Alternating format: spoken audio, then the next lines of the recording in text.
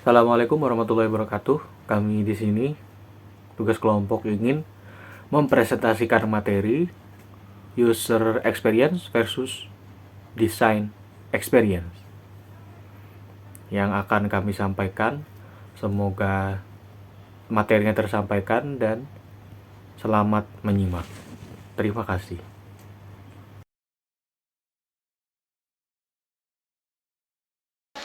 User experience versus design experience. Apa itu user experience? User experience adalah pengalaman pengguna dalam proses interaksi dengan aplikasi ataupun perangkat lunak untuk memberikan kemudahan bagi pengguna. Pengalaman tersebut dapat dilihat dari mudahnya dalam menggunakan produk digital tersebut, serta mampu untuk memaksimalkan segala aspek mulai dari fitur, desain, dan konten yang dapat membantu pengguna untuk mencapai tujuan saat berinteraksi dengan aplikasi. UX yang baik juga didukung oleh tampilan antarmuka, UI yang baik pula. UI yang friendly dapat membuat pengguna nyaman untuk berinteraksi lebih lama dengan produk yang Anda ciptakan.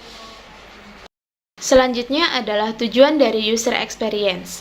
Tujuan yang pertama adalah memberikan pengalaman yang baik dan menyenangkan pada pengguna. Yang kedua, membantu user dalam mendapatkan informasi dan tujuan pada aplikasi.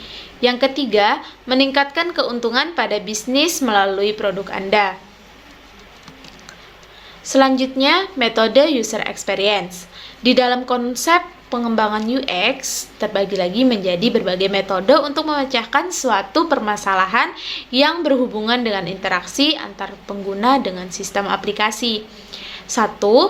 Metode user experience yang pertama adalah user-centered design atau desain yang berpusat pada pengguna. Jadi, UX yang akan dibuat berfokus pada pendekatan melalui proses diskusi dengan pengguna langsung. Metode yang selanjutnya adalah activity center design atau desain yang berpusat pada aktivitas di mana segala fokus untuk pembuatan desain aplikasi tergantung dari aktivitas pada organisasi atau perusahaan yang Anda tempati. Yang ketiga adalah keep it simple stupid atau tetap sederhana. Bodoh, maksudnya di sini adalah dalam pembuatan sebuah desain, hal yang terpenting adalah kesederhanaan dan tidak mengandung unsur kerumitan di dalam setiap elemen.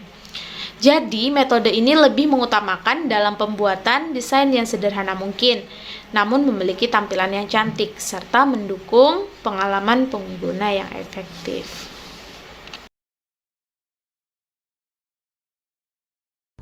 Baik, saya akan melanjutkan penjelasan teman saya tadi. 4. Goal Directed Design. Metode terakhir yang dapat diterapkan pada pembuatan user experience adalah Goal Directed Design atau desain sebagai fokus utama. Dari pengertian tersebut dapat disimpulkan bahwa pada metode ini dapat memulai mewawancarai beberapa user yang nantinya data tersebut diolah langsung ke dalam sebuah desain aplikasi. Pentingnya user experience. Nomor 1, memudahkan pengguna. User experience tidak hanya sekedar dalam memudahkan pengguna untuk berinteraksi dengan aplikasi, namun kemudahan yang dimaksud di sini adalah mampu untuk memberikan pemahaman kepada pengguna untuk menggunakan berbagai fitur, tombol, dan CTA sesuai dengan yang diharapkan oleh sistem. 2. Memahami kebutuhan pengguna. Selanjutnya, mampu memahami setiap kebutuhan dari pengguna pengalaman yang baik. Juga dapat menentukan arah kebutuhan dari pengguna.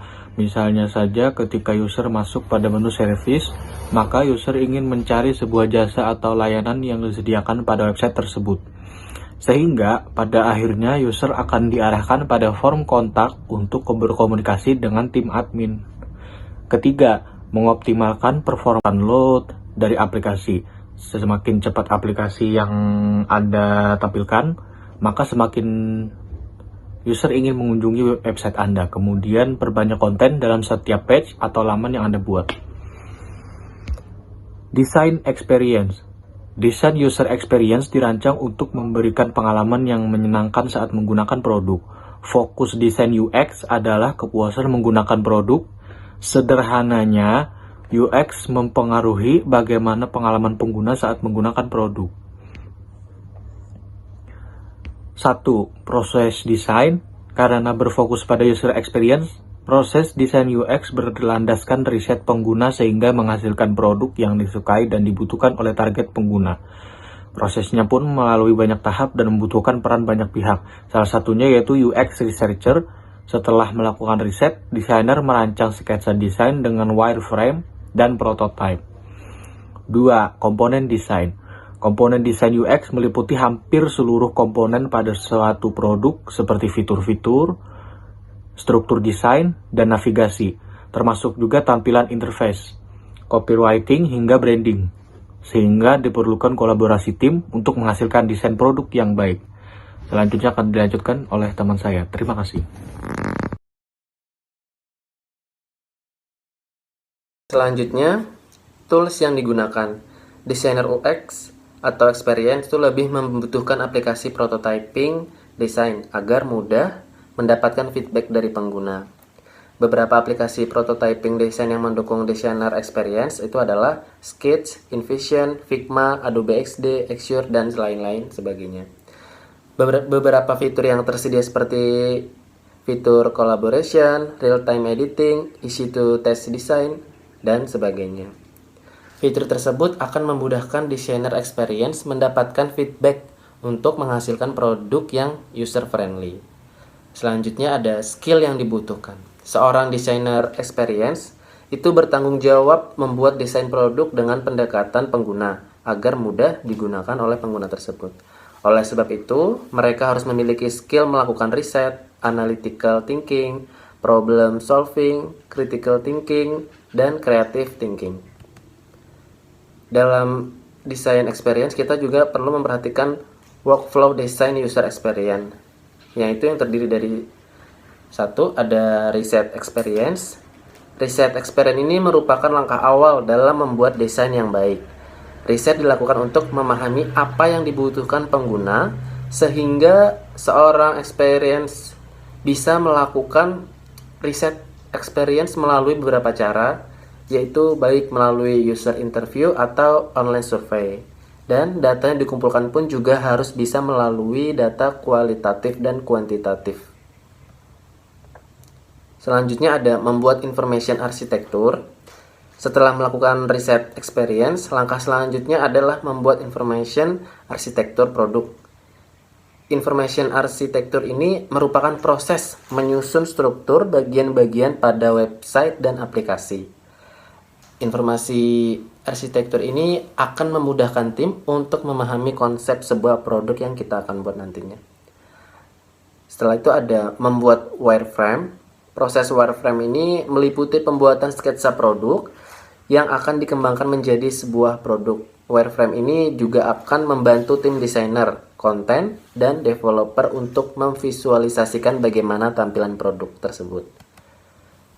Selanjutnya ada mengatur experience flow. Setelah membuat wireframes, kita perlu mengatur flow, bagaimana sebuah produk yang akan digunakan oleh pengguna. Flow dibuat dengan pendekatan experience atau UX agar nantinya pengguna nyaman menggunakan produk yang kita buat nanti. Flow ini kemudian didokumentasikan agar para developer mudah dalam mengembangkan produk. Selanjutnya ada membuat prototype design experience. Tahap berikutnya yaitu membuat prototype desain sesuai dengan desain wireframe dan flow yang telah dibuat sebelumnya. Prototype desain tersebut dapat diuji coba oleh internal tim dan langsung diperbaiki jika diperlukan. Jika prototype desain tersebut telah lolos di internal tim, kita bisa mengujinya langsung ke user kita sendiri.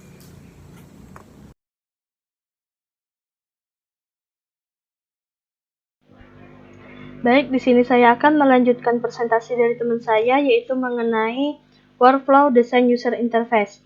Di sini saya akan melanjutkan dari materi yang ke-6, yaitu membuat desain sistem. Berikut ini adalah tahap pembuatan desain sistem. Desain sistem dibuat untuk menyimpan segala komponen-komponen desain, terutama komponen desain UI, seperti icon, font, color palette, dan lain sebagainya. Dalam sebuah library, di tahap ini dibutuhkan kolaborasi antara desain UI dan developer. Desain UI dimulai membuat elemen desain, sementara developer membuat komponen library menggunakan HTML, CSS, JavaScript, dan lain sebagainya. Dan yang ketujuh, mendesain user interface.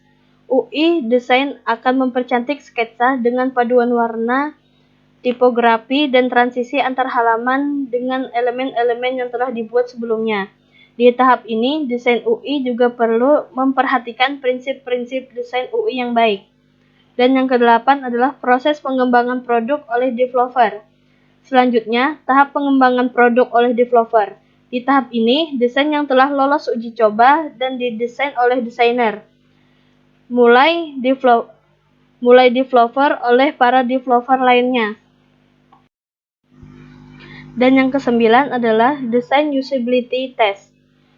Setelah sebuah produk tercipta dengan tampilan yang baik, produk bisa mulai diluncurkan. Namun, sebelum benar-benar diluncurkan ke banyak orang, produk tersebut memerlukan proses uji coba dilakukan dengan memberikan skor kepada setiap fitur-fitur desain. Penerapan UX pada aplikasi yaitu fitur yang tersedia sangat userful. Maksudnya adalah Gojek menyediakan banyak fitur yang menjadi favorit para penggunanya, seperti GoRed ojek motor, Gocar taksi mobil, dan GoFood pesan antar makan. Dan yang kedua adalah aturan penggunaan sangat mudah. Dari segi kenyamanan pengguna, Gojek menampilkan flow fitur yang mudah digunakan secara natural. Aturan pemesanan mudah dilakukan. Misalnya pengguna ingin memesan GoRed, menggunakan cukup klik ikon motor. Selanjutnya, pengguna hanya perlu mengisi lokasi tujuan dan kolom pencarian dan lokasi penjemputan. Dan secara otomatis akan muncul hasil rencana perjalanan Anda, lengkap dengan biaya pemesanannya. Demikian presentasi dari kami mengenai user experience versus design experience. Kurang lebihnya, mohon maaf. Wassalamualaikum warahmatullahi wabarakatuh.